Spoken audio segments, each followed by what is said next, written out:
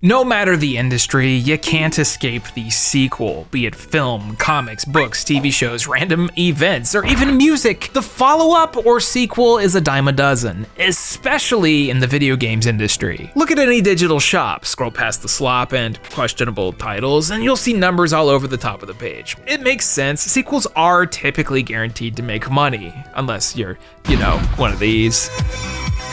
System Shock 2 deserved better. However, sequels come in various shapes and sizes. The most typical thing you'll see is the carbon copy, or like a slightly better version of the previous game that expands on the mechanics. Other times, developers, don't want to make the same game again, but want to continue to expand on a particular franchise. Hence, the sequel switch up. Game developers that want to try something new with the old idea. Kind of like how every single Darksiders is completely different from the prior release, or maybe a single entry goes off like Mystical Ninja starring Goemon for the Nintendo 64. Oh, and let's not forget about Fear Effect Sedna, although I wouldn't mind if we did. Last idiot that broke into our place left out the window, and it's a long way down. So yo, it's Austin, and today we're gonna be talking about video game sequel switch-ups, because sometimes you don't wanna do the exact same thing over and over. And also because Funko Fusion drained my soul. We've got a lot of games to talk about today, some of which are very near and dear to my heart. But before we get started, and speaking of switch-ups, those Teenage Mutant Ninja Turtles are all over the place, and now in today's sponsor, Raid Shadow Legends. You know the one. We are back, PC or mobile, and with its endless amount of content. Raid Shadow Legends has a brand new set of 4 radical dudes you're not gonna wanna miss. Raid Shadow Legends is partnering with Paramount to bring Leonardo, Donatello, Raphael, Michelangelo, April, and Shredder as legendary champions, and until November 13th, you can get your hands on all 6 of them, starting with Mikey. I owe you one, green dude. Yeah.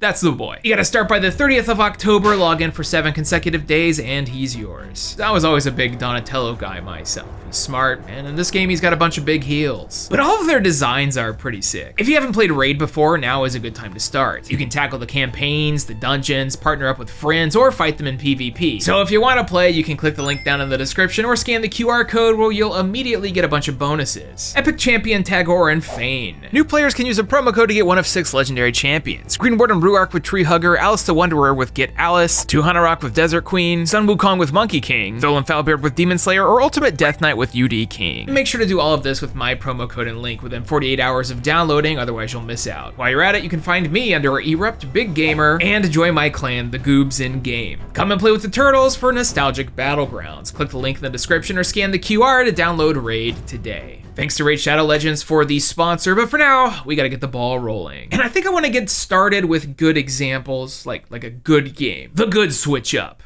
These aren't uncommon as you'd think. Despite your typical gamer being highly resistant to change, sometimes it'll revitalize a franchise. For example, Yakuza Like a Dragon. Not just a reset with the proper translation of the name, but after 7 full-length releases, remakes, and spin-offs, they decided, what if this was a JRPG instead? After initially appearing in an April Fool's announcement, which wasn't actually a fool, they then proceeded to release 7 starring new fan favorite Ichiban Kasuga and made a full-on JRPG. It does help that Kasuka's a hardcore Dragon Quest fan canonically, so that's just how he sees things. It's kinda awesome, and it's now the future direction of the series. Other times it's the devs wanting to impress after a mixed reception misfire like Yooka-Laylee, which we mentioned recently. The 2D Donkey Kong Country inspired Impossible Lair is something I think a lot may have skipped out on after the original. I understand. However, if you skipped out on Volition's Red Faction Guerilla, that's on you. Most people know Volition these days for Saints Row, and fellow old heads might have played Descent and Summoner, but a series I loved back in the PlayStation 2 era was Red Faction. The original Red Faction is, on the surface, a very standard first-person shooter from the early aughts. You had big weaponry, fast-paced arcadey shooting and movement, and tons of bots to take down. Simple, lots of fun. But the thing that made it stand out, besides being on Mars, was what happened when you looked beneath that surface. By blowing it up. Red Faction's claim to fame was its unique environmental destruction, which allowed you to blow up any wall and structure as you saw fit. You can even build tunnels through levels using your tools, which was a lot of fun to mess around with. This applied to the multiplayer as well, where demolition and destruction took on a whole new literal meaning.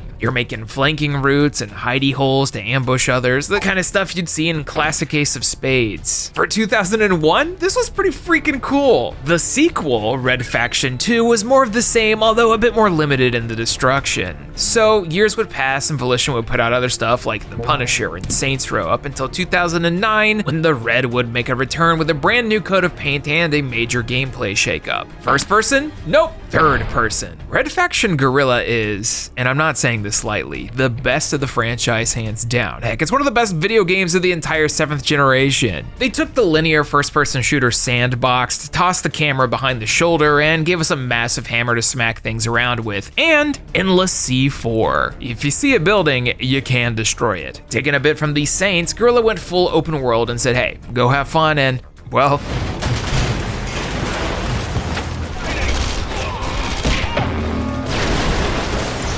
that's nice. Granted, you're not able to make full protrusions into the terrain like in Red Faction 1, but you sure can break and blow apart every building in existence. Just watching these fall apart is mesmerizing. Make sure to do it from a safe distance. The rest of Guerilla is, well, it's there. Not bad, but not super noteworthy either. The gunplay is acceptable, the story is something I can never truly remember, and the environments are definitely Mars. Yep. It's Mars. But when it comes to creating a massive playground to mess around in for pure dopamine, Guerilla just clicks. It's pure cathartic destruction that absolutely joins the ranks of Hulk Ultimate Destruction and now Donkey Kong Bonanza in games that make me feel pretty cool.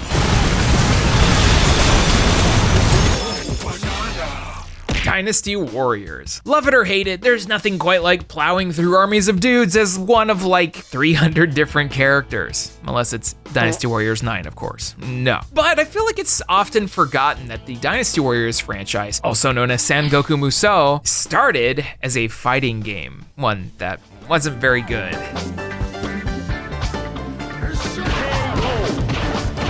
Dynasty Warriors for the PlayStation 1, a spin-off of Koei's Romance of the Three Kingdoms franchise, is the most PS1 fighter you'll ever play. It's got the blocky models, the slow, janky gameplay, and some of the most infuriatingly difficult AI you'll ever face, like Paris Kasi if it didn't suck.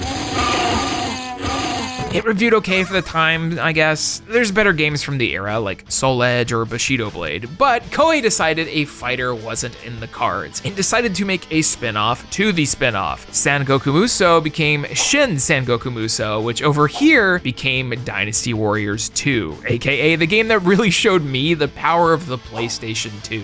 Look, there's like 20 dudes on the screen at a time. This is the future. Surely they can't do even more. Let's continue to fight on. Okay, maybe it hasn't aged gracefully, but I think it's held up. This one's more of a spin-off than a shake-up technically, so it might be cheating, but as far as I knew for ages growing up, that weird fighting game I rented once turned into Big Combo Murder Simulator Button Masher 5000, and I never looked back. The evolution of fighting game to action hack and slash not only showcased a new generation of consoles, but also captivated me several times over 2.5 decades. Not too much to say about Dynasty Warriors as a franchise other than I like it. Good job. Maybe one day Musou will cross over with Gundam again so I can lose another 300 hours of my life. I came to laugh at you. Help me!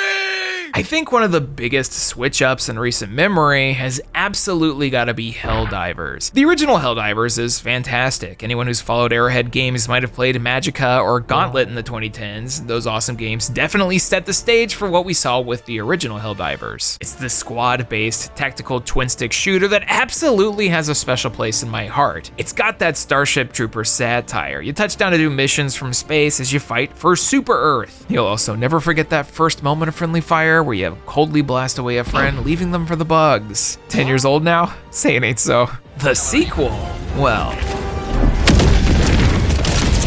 Freedom marches on. Helldivers 2 is a lot. It's a lot more satire, more weapons, more enemies, but also way more intense. The change of perspective and mission structure leads to you feeling a lot less like a well-coordinated, if dysfunctional unit, and more like 4 jobbers running around, accidentally blowing each other up and doing stratagem inputs for intense explosions. Human lives be damned. Like the Spirit Squad, just with deadly weapons. Similarly to Red Faction Guerilla, the change in perspective changes everything. You have way more freedom of movement, and as you grow in power, it's easy to run away from your squad to do stuff solo. In the third person, guns needed to have more impact, and they sure do. Every piece of your arsenal has way more oomph, and it's the exact same thing with explosions and vehicles. The first time I saw a proper airstrike in Helldivers 2, magic. A higher budget and more dev freedom with Sony meant that they could get more creative with the locales as well. Environments vary heavily from the original with the standard plains and holes and mountains. Those still exist obviously, but now you've got vibrant jungles, full cities, and all sorts of crossover collabs to change things up. Halo? Killzone 2 specifically? Sure, why not? The mission structure remains similar, but the ability to split up allows for gameplay to feel less methodical and way more chaotic. It's addicting to say the least. The switch up between Helldivers 1 and 2 literally made the game a household name. It's made a huge impact with it constantly topping sales charts, even when it's not discounted, yet it doesn't fully replace the original, and I love that. Helldivers 1 and 2 coexist and giving different experiences, and even though I'd rather play 2 these days, the original's no slouch. Helldivers 2 is a must play, especially if you can get a full group of 4, but let's be real, you probably already knew that. The game is extremely popular. Now, go out there, soldier, and make Super Earth proud. Alright, we got some good examples out of the way, and now we might as well veer a hard 180 in the other direction. The mix-up doesn't always pay off. In fact, sometimes it's kind of a disaster. Sometimes it's mixed, and sometimes it's doing whatever Digimon World was doing. The Digimon World franchise is a strange one that has every release being pretty different from their predecessor. The first one's a monster raising sim, the sequel's a grid-based dungeon crawler, the third's a straight-up JRPG similar to Pokemon, and this variety continues all the way to the DS, PSP, and even recently with Digimon World Next Order on the last gen of consoles. But what really stood out to me at the time was the fourth entry, simply Digimon World 4. How's about a Gauntlet clone? Like Gauntlet Legends? Yeah, sound good? Well, alas, it's okay. Despite an awesome concept that was touting 4-player co-op, Digimon World 4 comes off as half-baked, and also sporting one of the steepest learning cliffs of all time. The tutorial's easy enough, monsters die in a couple hits, you pick your Digimon and sword and head off into the first level where you'll promptly get your ass kicked. Multiple times by the first wave of enemies. Yeah, for some reason, the baddies don't scale appropriately to your level, or even the amount of players on screen, which means if you're going at this solo, you'll be throwing your head into a wall until you outlevel stuff. Don't get hit at all, because a single poke will take out a fat chunk of your health. It's rough out here,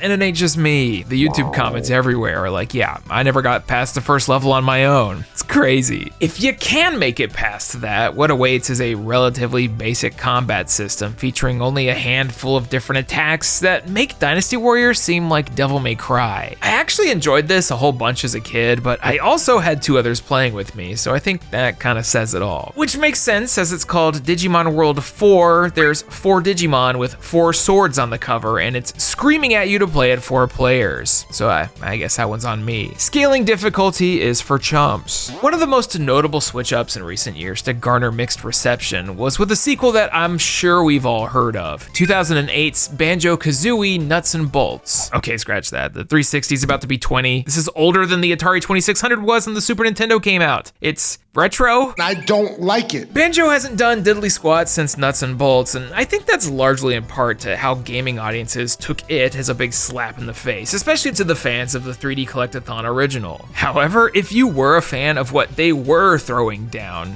it wasn't half bad. As a fan of vehicle combat games and sandboxy part creation engines like Spore, Darkspore, and Gary's Mod, and also like weird things, I thought Banjo-Kazooie Nuts and Bolts wasn't bad. There's something about slapping together big Lego vehicles and hoping they work in various missions and puzzles that just clicks. It's a pretty unique concept that we would see revisited in The Legend of Zelda Tears of the Kingdom, which was my favorite part of that game. I guess my real takeaway is, I like me a video game jalopy. Get out of that jalopy and let's talk some business. Nuts and Bolts ain't for everyone, but it sure was fun seeing other people's nonsense creations online when you could. Rareware would end up getting a similar reaction a few years prior with Star Fox Adventures. It's kind of crazy how despite both Star Fox and Banjo getting 8s across the board back in the day, both of these games were met with such fan blowback, mostly for being something totally different. Although Adventures was a bit more extreme because they turned one of, if not the best rail shooter of all time into a Zelda clone, one with a long treasure chest animation that never fails to make me laugh.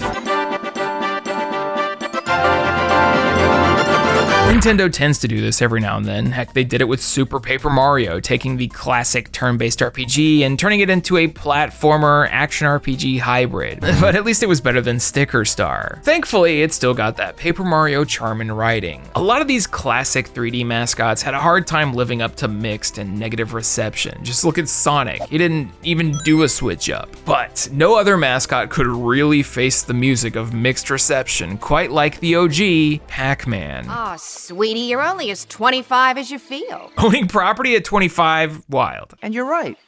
I look fantastic. Oh, Packers is the simple classic arcade game. You eat dots, eat ghosts, get a big score. The problem is, how do you change that formula? Pac-Man had a few sequels and spin-offs like Mrs. Pac-Man and Pac Jr. that were derivative versions of the same title, even if Mrs. was the best. So when it came time for a true number 2 at the end of the name, I don't think anyone thought we'd get a point-and-click adventure. I'm not really sure who decided that this was going to be the future of Pac-Man, and Pac-Man 2, The New Adventures is by no means a great game, but as a kid with a Sega Genesis, I sure loved it. You basically played as a cursor on the screen to try and help navigate the yellow orb to whatever directive while he was fighting a raging case of ADHD. Everything is capable of annoying or hurting Pac-Man. You try to call out to the danger, but sometimes he'll be too mopey or goofy. His facial expressions do not undersell it. This is like the prototype version of Lifeline on the PS2, except Pac won't bark like a dog. Little dog?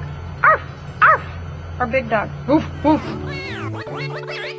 Look at cows, eat an apple, get hit by a rake, and be incredibly depressed until you die. It wouldn't be so bad if Pac-Man wasn't his own worst enemy. You have to memorize like everything in the environment just to make sure this dude doesn't fall into the metaphorical dumpster that he won't be able to crawl out of. Pac-Man is a full-on buffoon.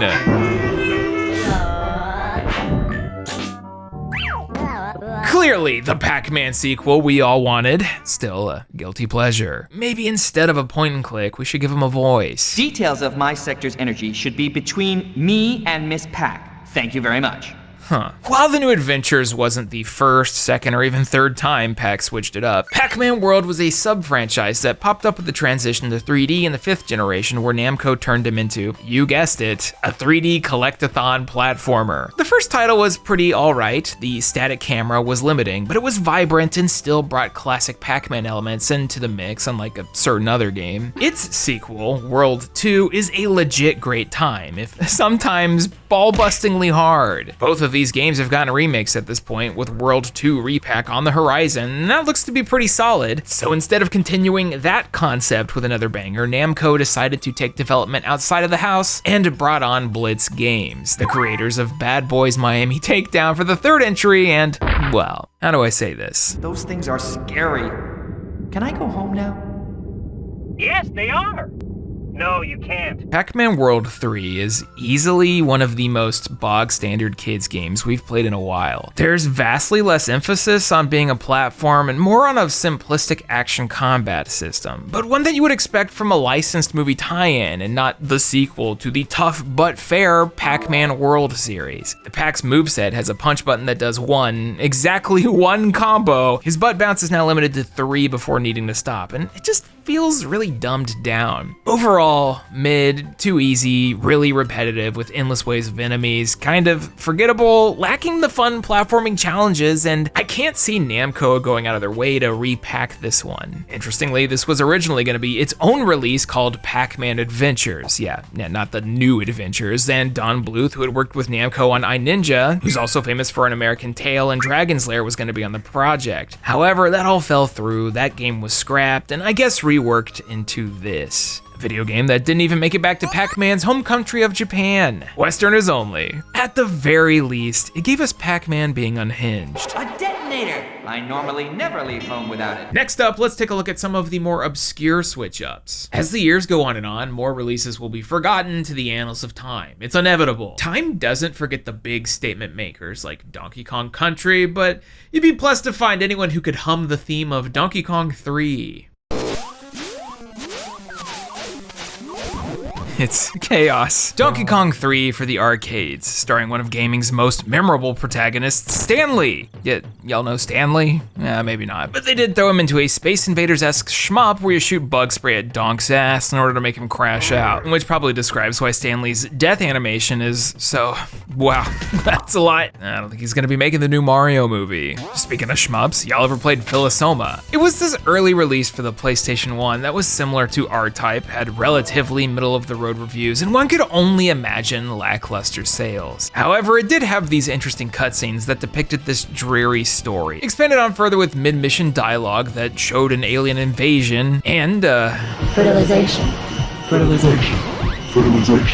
yeah, this whole thing is pretty bleak, and it sets up another Japanese-only PlayStation 2 survival horror game called Phase Paradox. Both developed by G artists, Paradox leans slightly more into being an interactive movie, as it doesn't have a proper combat system. It's actually totally voiced in English, so you could hypothetically play this one, although I'm thinking you'd get the same experience just watching the cutscenes on the internet. A pretty crazy switch up for a sequel, especially because a majority of gamers probably don't know about either. Some of that acting is wild, though. Yeah, I'm just about to go back to the bridge now the navigation's back online. How about you?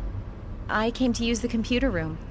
Oh, okay. Flashback. We've talked about this before. Delphine Software's cinematic platforming masterpiece is something that's still good, even though it might appear a little quaint in modern gamers' eyes. Fits right in with the 90s with its contemporaries, but unlike some of them, Flashback keeps popping back up, even with a less than stellar twin-stick platforming shooter reboot and sequel. Y'all know the ones. So instead, let's go back to 1995. Delphine Software would release their first follow-up that I played a bit on PS1, which has maybe been lost to time a bit, Fade to Black.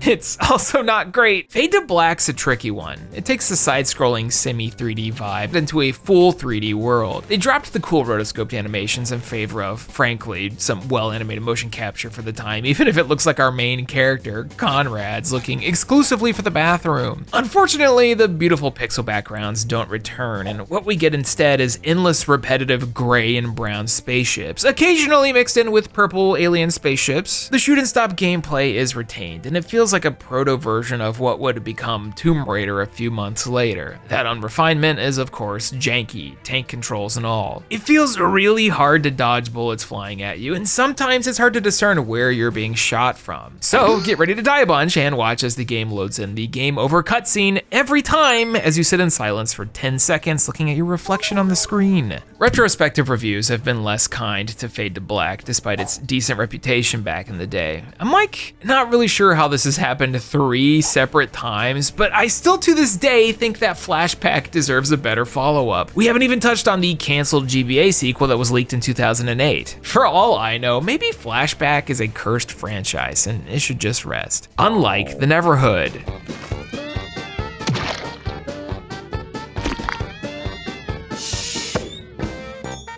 A cult hit in the point-and-click genre, you follow Clayman as he traverses his strange plasticine world while a variety of bizarre things happen around you. It's very much a fever dream, but one that screams cult classic with its less than 50,000 copies sold. It's crazy that this thing got a console release in Japan only, but hey, I like it. So for the sequel, it was time to change things up. Point-and-click adventure game into 2D platformer in 1998. It's like they were allergic to making sales, but hey, Skullmonkeys rules. There's no easy way to describe Neverhood Inc. and Electronic Arts' Skullmonkeys, as it's purposefully quirky, but gameplay-wise, it resembles Donkey Kong Country. That's even down to the difficulty in the later stages. It does a good job filling the 2D platformer hole on the PlayStation 1, considering they were famously anti-2D games at the time, although I think Skullmonkeys' visual style carried that big time. Clayman returns, he's here to fight the titular Skullmonkeys, and just like in the original, all of the visuals are sculpted with actual clay. This follow-up retains the weird humor of the original, but with a straightforward game design. Maybe a bit too much so, it's pretty simplistic. Although I love everything else, like the bonus level music. Here's a little bonus room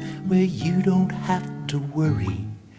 Take your sweet time Are you feeling the rush? Skullmonkeys is a strange game, full stop. It's a classic, just maybe not worth dropping 100 bones on. Re-release win, which is exactly how I'm feeling about Phantasy Star Online, my love. Already a major jump from its JRPG roots, PSO is one of my favorite games of all time. From the Dreamcast original to the finalized Blue Burst client, you can still play with a bit of magic. Its janky early MMO structure is something I'll play any day. While private servers have kept almost the entirety of the game online, there's always a gap of missing content, which makes sense when you learn that the entirety of Phantasy Star Online Episode 3 is a different game and genre. Goodbye 123/Hello Card Games. A really slow one, but still a card game. PSO Episode 3 feels bizarre. You've got the same graphics, models, characters, weapons, and even locales of the first 2 episodes, but it got transplanted into an early aughts TCG format, and I like it. I'm not sure if I love it as much. There's 2 different modes of play, the Hunter's side, which has you controlling a single character who equips weapons, and the Arcs faction, who summon monsters in place of weapons. The kind of stuff that'll have you on the wrong side of a Nintendo patent lawsuit, you feel? It's a relatively straightforward system that's narrative light, which is very easy to sink your teeth into. And honestly, getting a bit addicted while revisiting it for this video. Each battle gives you a bunch of options. You build decks around hero characters, and after each fight, you can open a booster for that instant dopamine hit. Really? I could see this being a fun experience online with friends still to this day, as the hybrid of cards and heroes felt great. But you have to 1, find someone who wants to connect their GameCube or an emulator to a private server, 2, have them like Phantasy Star Online and want to play this over the others, and 3,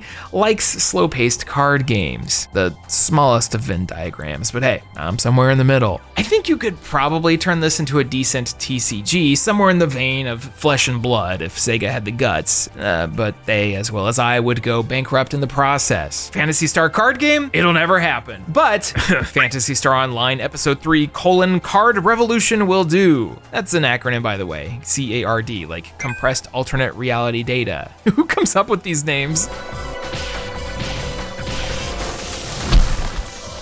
There's obviously a lot of video games that undergo this transformation, so much so that it's impossible to cover all of them. So instead of trudging on and on, why don't we talk about a whole bunch of them and fast? The rest. Back in the 8-bit and 16-bit days, this happened all the time. I mean, just look at Zelda 2: The Adventures of Link. While similar in concept, the changed perspective and mechanics wildly altered the way Zelda feels. Heck, some people cannot stand this game as it's a solid beat tougher than the original. You definitely need infinite patience or a guide in order to solve Death Mountain back in the day. I am error? Nah, you're alright. Zelda 2 was cool and was, at least to me, one of the first times I saw a sequel switch up. Dig Dug 2 became less about digging and more about blowing up dudes without falling into the endless ocean. The change between Namco's Dragon Buster 1 and 2 is even more drastic, considering one of those games was arcade and the other was made for Famicom. These titles function entirely different and might as well be a different franchise, which makes sense by the way that it was brought back for the PlayStation 1 as Dragon Valor, a side-scrolling beat-em-up with choose-your-own-adventure roots and marriages. Like Phantasy Star 3's Child System, but better. There's actually a handful of other game franchises like this where every single entry is trying to do its own thing. The Oddworld games changed rapidly between Abe's Odyssey, Munch's Odyssey,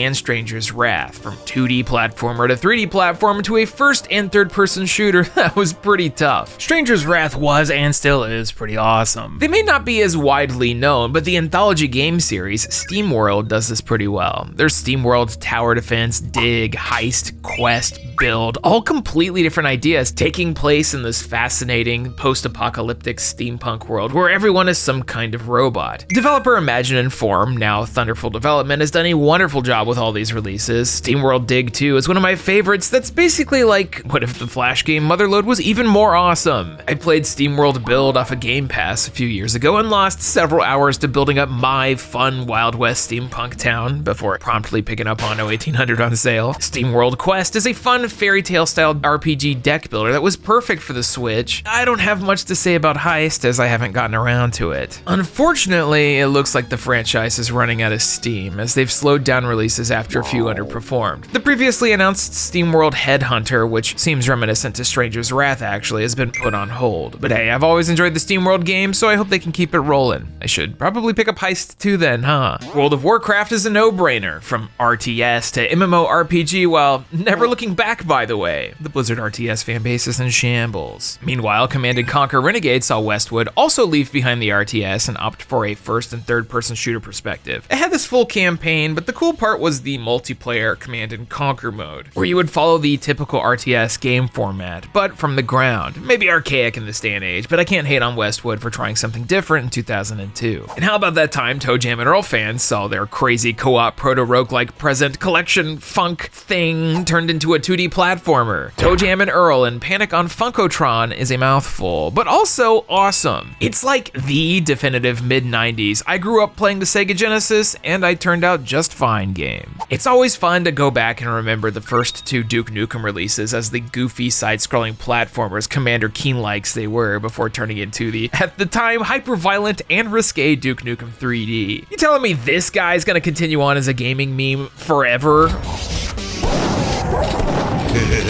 What a mess. Ever played Front Mission Evolved? The time Square Enix outsourced their classic strategy mecha RPG franchise that had barely made it to the States to Double Helix Games, who, by the way, at the time only had G.I. Joe Rise of Cobra and Silent Hill Homecoming on their belts. I don't actually hate this one. It was a reboot of Front Mission, but they swapped it to be a relatively generic third-person shooter with robots and sometimes not in the bots. Honestly, I have no idea what's going on with Front Mission as a whole. Square Enix been outsourcing anything with this franchise since 2010, remake or new game. Left Alive was a big deal when it was shown off, but anyone who's played that knows it totally missed the mark. But there's one franchise that I think's been successful with the sequel Switchup in just about every time, and that's Darksiders. An original work done up by Joe Madureira and David Adams, Vigil Games' Darksiders is about the four horsemen of the apocalypse doing four horsemen stuff on the earth after it gets bodied in a war between angels and demons. The coolest concept ever, I know, and one made even better by the fact that the original release is a 3D Zelda clone. Probably one of the best ones, too. You play as War in the first one, a 7th generation classic by today's standards, and it's held up over time. The sequel, Darksiders 2, has you in control of Death, sporting his best Casey Jones doing World of Warcraft cosplay, and this one's a lot more combat focused. The puzzles and exploration take a backseat for the main character's namesake as you tear through waves of dudes with lots of loot and numbers going right up. The Death Innovative edition of this that got ported in 2015 is probably my favorite of the series,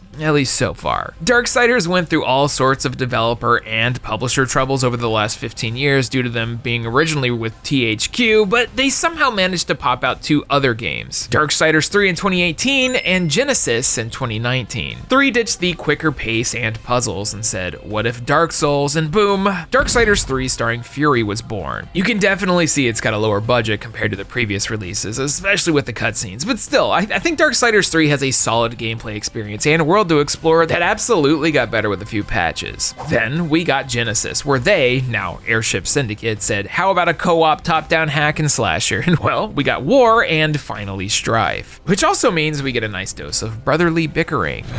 Is it our only option? We could just wait right here, forever. After you. This one is way better than you would expect. All 4 of the major Darksiders releases are well-made 7 or 8 out of 10s that explore this interesting, horrible world that are perfect for a playthrough, cheap enough and on sale regularly, and fun enough to think about every now and then. I don't know, all of Darksiders is pretty good. Also, now there's a 4th on the way that's supposed to be a 4-player co-op game featuring all of the characters, so I guess welcome back, Ratchet & Clank All for One. Did modify my crotchetizer with a special vibrating function I call the Happy Platypus. Alrighty, one more game for the day. And when it comes to the concept of the sequel Switchup, this next game is something I consider to be like the most definitive. The transition from Kid Icarus to Kid Icarus Uprising is staggering, and I finally got a chance to play it. 21 years, by the way. 21 years between old NES Kid Icarus and the 3DS Carpal Tunnel Simulator. And unless you're counting Famicom Detective Club, that's gotta be one of the longest gaps Nintendo's ever had between new titles in one of their franchises. Although it looks like Custom Robo might be snagging that record soon. Crying shame. The original Kid Icarus came out swinging for the Famicom Disk System in 1986, got cardified in 87 for a US release, and it's about as standard run-of-the-mill as it gets with NES first parties. It's a platformer, except one where you can go up. It's pretty alright. Classically, one of those ridiculous difficult NES releases, not their most polished effort, and the reception at the time was mixed. But time has been kind to old Pit and his Greek mythology-inspired quest. I love its mishmash of genres and the upgrade systems. Not really a fan of how much it likes to kick you in the ass. Kid Icarus would get a follow-up on the Game Boy, Kid Icarus of Myths and Monsters. Both of these were co-developed by the legendary Ghost developer Tosei, and it's more of the same. I actually found this one to be more impressive as they shoved a lot of the same concepts onto this tiny screen. Although I imagine playing this with Game Boy ghosting in broad daylight sounds challenging. Unfortunately, this would be it. Dreams of a fancy Kid Icarus on the Super Nintendo in the same vein as Super Metroid would simply not be a thing. Pit was out of here. Until 2006 anyways, when Nintendo's E3 conference revealed Pit for Super Smash Bros. Brawl. The dude flew in sporting a new, less Cupid-y redesign, the full shonen anime pro tag haircut and everything. Pit was a fan favorite, had a unique moveset, and was firmly middle tier for all of Brawl's competitive tripping glory. The sudden revival of this character would of course spark rumors and speculation about a new Kid Icarus game, but again, nothing would come to fruition. There was a pitch by Factor 5, the folk behind the awesome Star Wars Rogue Squadron franchise simply called Icarus during the Wii era. However, Nintendo declined it, and unfortunately, they were shut down. For more years, E3 2010, Nintendo showing off Skyward Sword, a new Golden Sun, 2K, MLB for some reason, but they'd also reveal their brand new handheld, the Nintendo 3DS. The one that was initially such a failure that they had to release a set of apology games for it lest we forget the Ambassador program. But they did show off a few games, one of which was Kid Icarus Uprising. Pit was back for real. The trailer gave us a glimpse into his new adventure alongside some crunchy 3DS aliasing because hey, it's no Vita. Then 2 years later in 2012, a full year after the 3DS released, it dropped, and frankly, we were treated to quite possibly one of the best franchise revivals of all time. I had to get my digs in first, sorry. Now, normally when an old school platformer makes a comeback and isn't just a remake, they tend to play it safe. Monster Boy and the Cursed Kingdom and Euphoria 2 are great examples of this, both awesome titles, but still more of the same. However, Uprising is a whole different beast. It's this wild combination of rail shooter in the vein of Star Fox 64, one of the scientifically confirmed greatest games of all time, but mixed with the ground combat more reminiscent of Assault and other 3D action shooters like Sin and Punishment. Just one where you move and aim by clawing at your 3DS. Actually, Uprising might be the best sequel Star Fox 64 has ever had. It's even got smart bombs. I'm not crazy. The aerial dogfighting feels good, like a pure Fox McCloud evolution. On ground, you have free movement as well as access to new moves with tons of different options of maneuverability, which is necessary on higher difficulties. Don't ever let anyone tell you Uprising is a cakewalk, by the way. Similar to the original, this game is tough. It even teeters into bullet hell territory, although a lot of that difficulty is heightened by the control scheme.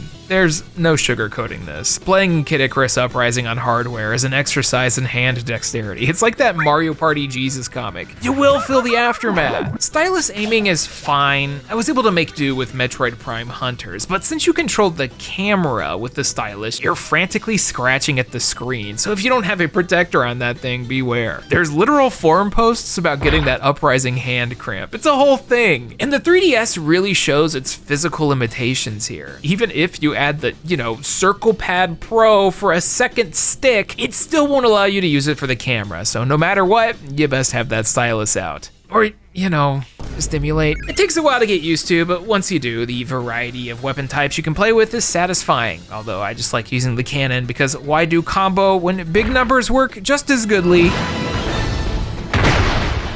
Mission complete! Uprising was spearheaded by Sora and Masahiro Sakurai, and it's pretty easy to tell just from its checklist of things to complete an absolute cluster of menus to navigate. Truly, the Sakurai staple. And I hope it's an Air Riders. Also, something you'd see in future Smash titles, Uprising has an adjustable difficulty slider that actually uses numbers, which is nice for accessibility because, as I've stated, this thing can take a while to get used to. There's tons of enemy types that you have to learn how to deal with, especially the ones that counter every shot. Cool. I do like that some of them get little introductions where the bottom screen shows their NES sprites while Palutena, the goddess of light, and Pit yap about 1987. Some of the dialogue's funny too, like humorous, actually decent, audible, funny. How am I supposed to speak without hands? How'd you build a parking lot without hands?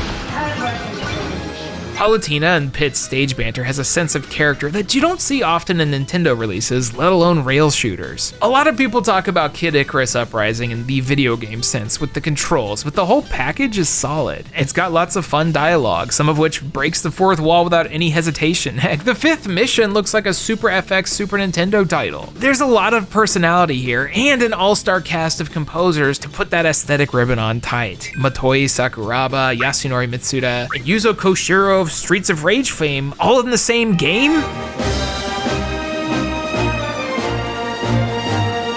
Yeah, it's got bangers. I say this a bunch, but if there's a game that needs a modern port from this video, Kid Icarus Uprising is key. Having this cult classic stuck on the 3DS is a crime, and now that a used one of those consoles will set you back nearly $200 this far after launch, I think a remaster is gonna be needed badly. If anything, it'll allow me to play without making my poor old gamer wrists explode. Kid Icarus Uprising is a huge switch up from the original entry, and it's pretty good.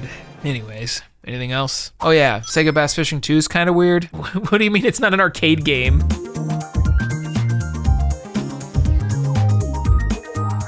And well, there you have it. A whole bunch of video games that are considered sequel switch-ups, which is a strange concept, but one I wanted to do anyway. It's one of those things that they're not spin-offs necessarily because they are like the next entry in the series, so a lot of the times it's weird. It's a weird one. I'm losing my voice. If you liked today's video, make sure to check out the sponsor, Raid Shadow Legends. You can scan the QR code or click my link in the description. Or if you want to support the channel directly, head on over to the Patreon where you can become a backer. You can also buy a t-shirt over at the Pixel Empire. Like the video, do a subscription thing. You know how this works. I don't need to keep reminding you. I don't know about that Sega Bass Fishing 2. I don't know about that one.